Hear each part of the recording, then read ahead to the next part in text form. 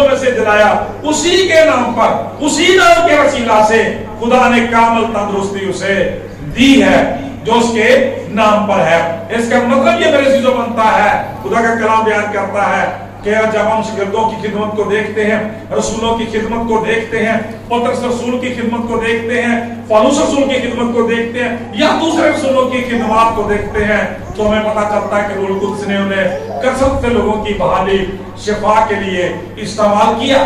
اس کا مطلب یہ بنا کہ خداوند یسوع مسیح جب زندہ ہو گئے تو ہمارا ہیلر، ہمارا شافی جو تھا وہ بھی زندہ ہو گیا۔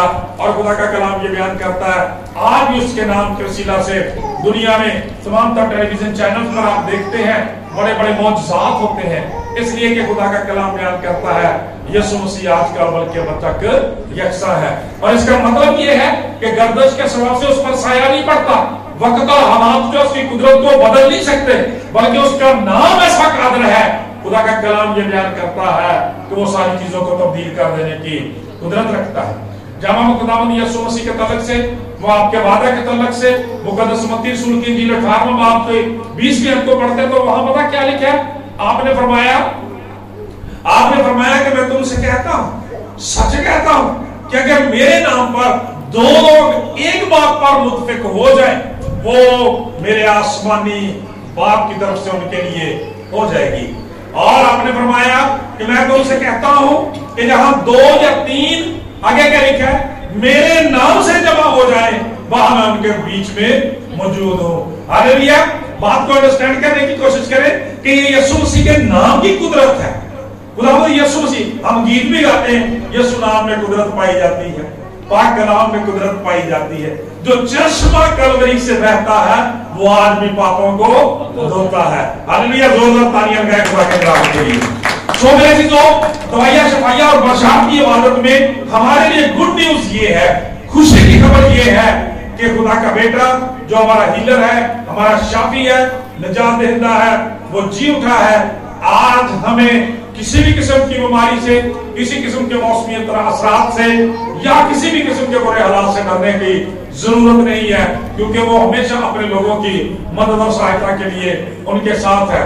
خدا کا کلام یہ بیان کرتا ہے آج بھی 2022 سال ہو گئے ہیں خداوند یسوع مسیح کے بعد جب روح القدس نازل ہوا اور خداوند کے شاگردوں نے اس خدمت کا آغاز کیا، تب سے لے کر آج تک اور خداوند کے فضل سے رہتی دنیا تک خداوند یسوع مسیح کا نام جو ہے وہ زندہ ہے۔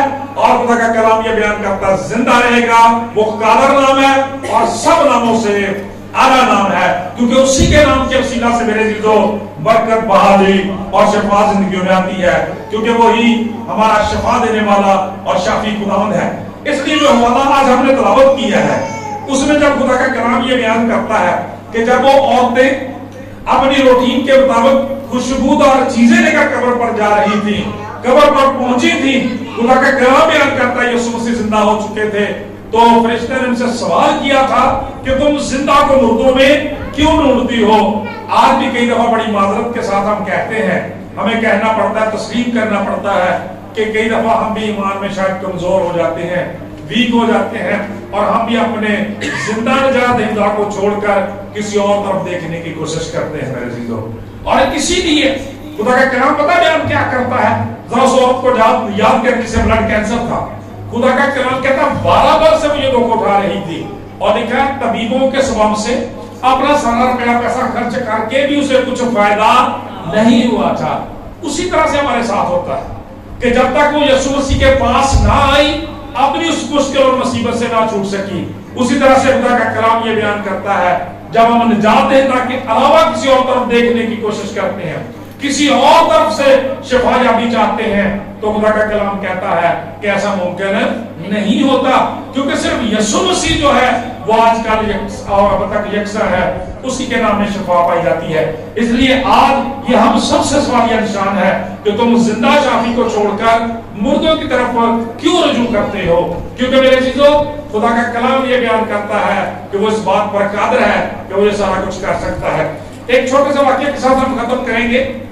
آپ کو پتہ ہی ہے خدا کا کلام یہ بیان کرتا ہے بنی اسرائیل کے وقت کا یہ واقعہ ہے نعمان کوڑی کے تعلق سے، اور آپ کو پتہ ہے کہ جب وہ اسرائیل سے بہت سارے لوگوں کو، یروشلم سے بہت سارے لوگوں کو کو اسیر کر کے لے گئے تھے تو ان کے درمیان ایک چھوٹی لڑکی کو بھی لے گئے تھے، جسے انہوں نے نعمان کوڑی نے اپنے گھر میں اپنی بیوی یا بادشاہ کی جو ملکہ تھی اس کی خدمت کے لیے رکھا تھا، لیکن نعمان کوڑ زدہ تھا۔ اور ایک دن اس لڑکی نے ایک بات کہی، اس نے کہا کاش میرا آقا جو ہے ہمارے اس نبی کے ہاں ہوتا، وہ اس کے لیے دعا کرتا اور یہ تندرست ہو جاتا۔ ذرا زندہ خدا کی قدرت دیکھیں، ٹھیک ہے؟ وہاں پر بہت سارے دیوتے تھے، بہت ساری دیویاں تھیں جن کی وہ عبادت کرنے والے تھے، لیکن ان میں سے ہیلر کوئی نہیں تھا۔ غور سے سنے بھائی، ان میں ہیلر کوئی نہیں تھا، اس لیے کہ ان میں سے زندہ کوئی نہیں تھا۔ بیسیکلی بات یہ ہے، زندہ کوئی نہیں تھا اس لیے ہیلر کوئی نہیں تھا، اور ہیلر کوئی نہیں تھا اس لیے اسے ہیل نہیں کر سکتا تھا۔ اور خدا کا کلام بیان کرتا ہے جب وہ علیشہ نبی کے پاس گیا اور خدا کا پاک کلام بیان کرتا ہے انہوں نے اسے دریائے یردن میں غوطہ مارنے کے لیے کہا، تو یہاں پر عجیب سی کشمکش نظر آتی ہے۔ پہلے وہ اپنے ذاتی ذوق میں کہتا ہے کہ کیا ابانا اور فرفر جیسے خوبصورت دریا ندیاں جو ہیں وہ ہمارے ملک میں نہیں بہتی؟ کیا اگر نہانے کی بات ہے، غوطہ مارنے کی بات ہے تو میں ان میں پاک صاف نہیں ہو سکتا؟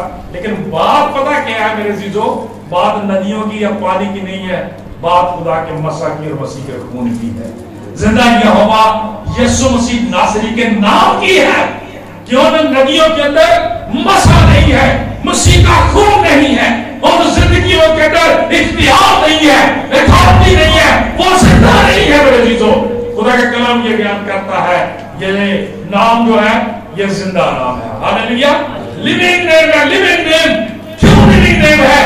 اس لیے کہ جس کا یہ نام ہے اسی کے بارے میں لکھا ہے کہ زندہ کو مردوں میں کیوں ڈھونڈتے ہو، وہ یہاں نہیں ہے بلکہ اپنے کہنے کے موافق جی اٹھا ہے۔ اور جیسے ہی اس کی فرما برداری کی گئی، خدا کا کلام کہتا ہے 7 بار اس ندی میں غوطہ مارا گیا، اور خدا کا کلام کہتا ہے اس کا بدن جو تھا آخری نیو ہو گیا۔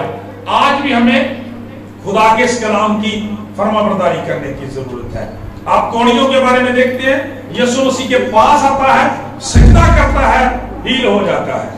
وہ عورت یسوع مسیح کو چھوتی ہے اور خدا کا کلام یہ بیان کرتا ہے ان کے بدن سے قوت نکلتی ہے اور اس کے بیمار بدن کو کیا کر دیتی ہے؟ تندرست کر دیتی ہے۔ اور اسی لڑکی کی طرح سے بائبل مقدس کے اندر بھی مقدس یوحنا کی انجیل کے 11ویں چیپٹر میں جب ہم لازر کے واقعہ کو پڑھتے ہیں تو وہاں پر بھی کوئی اسی قسم کی کشمکش پائی جاتی ہے۔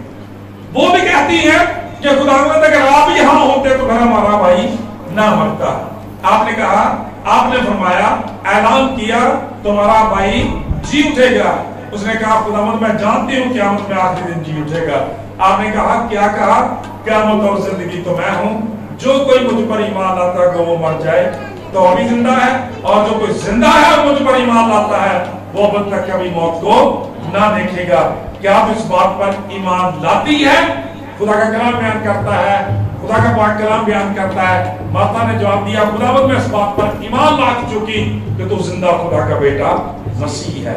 اور خدا کا پاک کلام بیان کرتا ہے، اس کے بعد آپ سب جانتے ہیں کہ خداوند یسوع مسیح نے ناظر کو حکم دیا اور وہ کفن سمیت قبر میں سے باہر آ گیا تھا۔